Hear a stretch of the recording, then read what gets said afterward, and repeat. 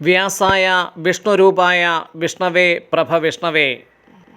ചിരഞ്ജീവിയായ ഭഗവാൻ വേദവ്യാസൻ മഹാവിഷ്ണുവിൻ്റെ അവതാരം തന്നെയാണ്. നമസ്കാരം പ്രിയപ്പെട്ടവരെ. ആർഷഭാരത സംസ്കാരത്തിൻ്റെ ഗുരു ആരെന്ന ചോദ്യത്തിന് നമുക്ക് നിസ്സംശയം പറയാൻ പറ്റും അത് ഭഗവാൻ വേദവ്യാസ മഹർഷി ആണെന്ന്. കാരണം വ്യാസോച്ഛിഷ്ടം ജഗത് സർവം എന്നാണ്. വ്യാസഭഗവാൻ പറഞ്ഞത് മാത്രമേ ഇവിടെ മറ്റു പലരും പറഞ്ഞിട്ടുള്ളൂ. വ്യാസൻ പറയാത്തതൊന്നും ഇവിടെ ആരും പറഞ്ഞിട്ടുമില്ല ഇന്നേ വരെ. അതാണ് ഇന്നും ചിരഞ്ജീവിയായി തുടരുന്ന വ്യാസഭഗവാന്റെ പ്രത്യേകത. വ്യാസൻ്റെ ജന്മമോ വളരെ വിശേഷം തന്നെയാണ്. ജാതിയിൽ താഴ്ന്ന മുക്കുവ സ്ത്രീയായ സത്യവതിക്ക് മഹാമനീഷിയും ജ്ഞാനിയുമായ പരാശര മഹർഷിക്ക് ജനിച്ച മകനാണ് വേദവ്യാസൻ. ഒന്നായിരുന്ന വേദങ്ങളെ ജനങ്ങൾക്ക് പഠിക്കുന്നതിനായി നാലായി വിഭജിച്ചതിനാൽ വേദവ്യാസനെന്ന പേരും, ബദരീ മരങ്ങൾ നിറഞ്ഞു നിൽക്കുന്ന സ്ഥലത്ത് ജന്മമെടുത്തതിനാൽ ബാദരായണൻ എന്നും, രണ്ടു ദ്വീപുകൾക്കു നടുവിൽ വള്ളത്തിൽ ജനിച്ചതിനാൽ ദ്വൈപായനൻ എന്നും, അമ്മയെപ്പോലെ മകൻ കറുത്തതായതിനാൽ അമ്മ സത്യവതി അവനെ വിളിച്ചു കൃഷ്ണനെന്ന്. അങ്ങനെയുള്ള കൃഷ്ണദ്വൈപായനൻ ആഷാഢമാസത്തിലെ പൗർണമി നാളിൽ ജനിച്ചതിനാൽ അന്ന് ഗുരുപൂർണിമയായി ആചരിക്കുന്നു. അതാണ് വ്യാസപൗർണമി. വ്യാസൻ തൻ്റെ മരുമകളായ ഗാന്ധാരിക്ക് മരിച്ചുപോയ 100 മക്കളെയും മറ്റു ബന്ധുമിത്രാദികളെയും കാണിച്ചു കൊടുത്ത ദിവസം കൂടിയാണ് ഗുരുപൂർണിമ ദിനം. മറ്റൊരു പ്രത്യേകത, ആദിയോഗിയായ ഭഗവാൻ മഹാദേവൻ തൻ്റെ 7 ശിഷ്യന്മാർക്ക് അതിനിഗൂഢമായ യോഗശാസ്ത്ര വിദ്യ ഉപദേശിച്ച ദിവസം കൂടിയാണ് ഗുരുപൂർണിമ ദിനം. ദ്വാപരയുഗം അവസാനിച്ച് കലിയുഗം ആരംഭിക്കാൻ തുടങ്ങിയപ്പോൾ അറിവുകളെല്ലാം നഷ്ടപ്പെടുത്തരുതല്ലോ എന്ന് വിചാരിച്ച് ഭഗവാൻ വേദവ്യാസൻ 200ഓളം മഹർഷിമാർ അന്നേ വരെ ചേർത്ത് വെച്ച അറിവുകളെ 4ആയി തിരിച്ച് 4 വേദങ്ങൾ ഉണ്ടാക്കി. അത് ശിഷ്യ, പ്രശിഷ്യ, തശിഷ്യ പരമ്പരയിലൂടെ ജനങ്ങളിലേക്ക് പ്രചരിപ്പിക്കുവാനായി അറിവിനെ വിവരിക്കുന്ന മന്ത്രങ്ങളെ ചേർത്തുകൊണ്ട് ഋഗ്വേദം രചിച്ചു. അത് ശിഷ്യനായ പൈലൻ എന്ന മഹർഷിക്ക് ഉപദേശിച്ചു. യാഗങ്ങളെ പ്രതിപാദിക്കുന്ന 40 അധ്യായങ്ങളുള്ള യജുർവേദം ഇതിൽ തന്നെ ഗദ്യവും പദ്യവുമുള്ള 2 വിഭാഗങ്ങളായി പദ്യം മാത്രമുള്ള ശുക്ല യജുർവേദവും ഗദ്യഭാഗമടങ്ങിയ കൃഷ്ണ യജുർവേദവും രചിച്ചു. അതു തൻ്റെ ശിഷ്യനായ വൈശമ്പായന മഹർഷിക്ക് ഉപദേശിച്ചു. അതിനുശേഷം സംഗീതപ്രധാനമായ സാമവേദമെന്ന ഗ്രന്ഥം സൃഷ്ടിക്കുകയും അത് തൻ്റെ ശിഷ്യനായ ജൈമിനിക്ക് ഉപദേശിക്കുകയും ചെയ്തു. രോഗശമനത്തിന് ഉതകുന്ന മന്ത്രങ്ങളുള്ള അഥർവമുനി കണ്ടെത്തിയ ആ വേദം സുമന്തു എന്ന ശിഷ്യന് ഉപദേശിച്ചു.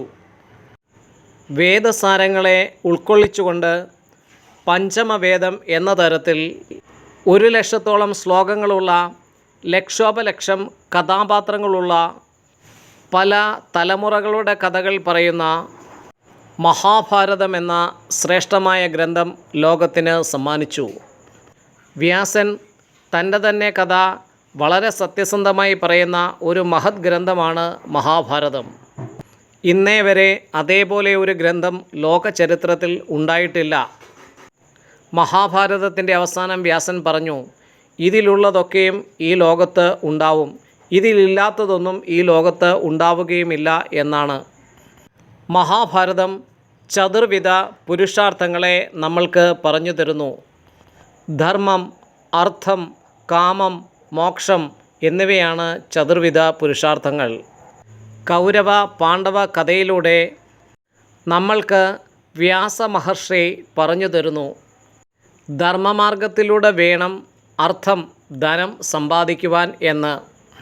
ആ ധനം നേടുന്നതുകൊണ്ടുള്ള കാമന, ആഗ്രഹം എന്തായിരിക്കണം? മോക്ഷേച്ഛയായിരിക്കണം, മുക്തിമാർഗത്തിൽ സഞ്ചരിക്കാൻ ആയിരിക്കണം ആ ധനം കൊണ്ട് എന്നാണ് വ്യാസൻ മഹാഭാരതത്തിലൂടെ നമ്മൾക്ക് പഠിപ്പിച്ചു തരുന്നത്.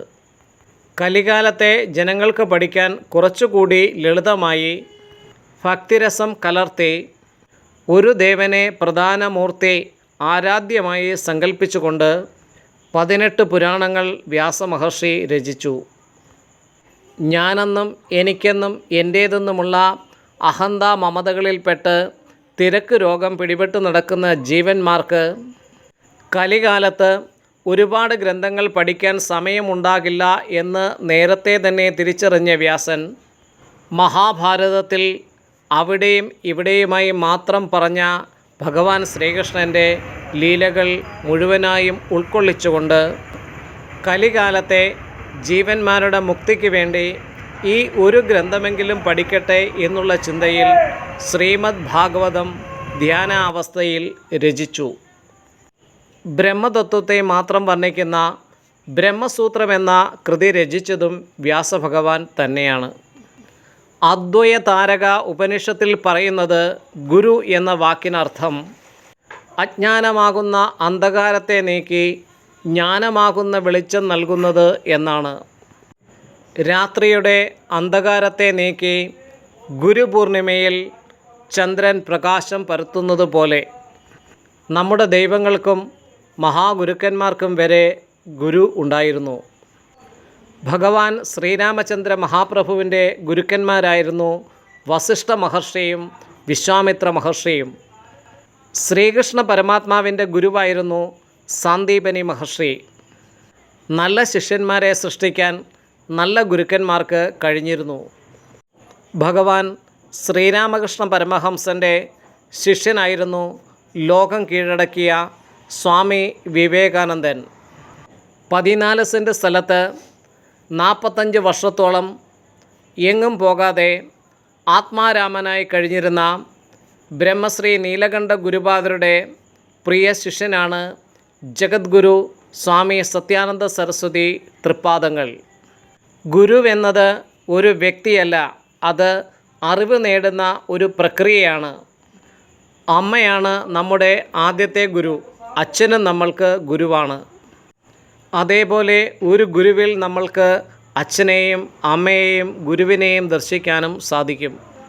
ശ്രീമദ് ഭാഗവതത്തിലെ ഏകാദശ സ്കന്ധത്തിൽ ദത്താത്രേയ മഹർഷി തനിക്ക് അറിവ് പകർന്നു തന്ന 24 ഗുരുക്കന്മാരെക്കുറിച്ച് പറയുന്നുണ്ട്. അതിലാകാശവും സമുദ്രവും കാറ്റും മാനയും മീച്ചയും പാമ്പും ഒക്കെയും ഗുരുക്കന്മാരാണ്. ചില ഗുരുക്കന്മാരെ പോലെ ആവണമെന്നും ചില ഗുരുക്കന്മാരെ പോലെ ആവരുതെന്നുമാണ് ദത്താത്രേയ മഹർഷി പഠിച്ചതെന്ന് യദു മഹാരാജാവിനോട് ഭാഗവതത്തിൽ വ്യക്തമായി പറയുന്നുണ്ട്. ഗുരു ശ്രോത്രിയനും ബ്രഹ്മനിഷ്ഠനും ആയിരിക്കണം. സദാചാര മൂല്യമുള്ളവനും ശാസ്ത്രവിരുദ്ധമായി പ്രവർത്തിക്കുന്നവനും ആവരുത്. മറ്റുള്ളവനോട് പറയുന്ന കാര്യങ്ങൾ സ്വജീവിതത്തിൽ ആചരിച്ച് പ്രാവർത്തികമാക്കുന്നവൻ ആയിരിക്കണം. സ്വന്തം ശിഷ്യരെ ആചരിപ്പിക്കുവാൻ കഴിവുള്ളവനുമായിരിക്കണം യഥാർത്ഥ ഗുരു.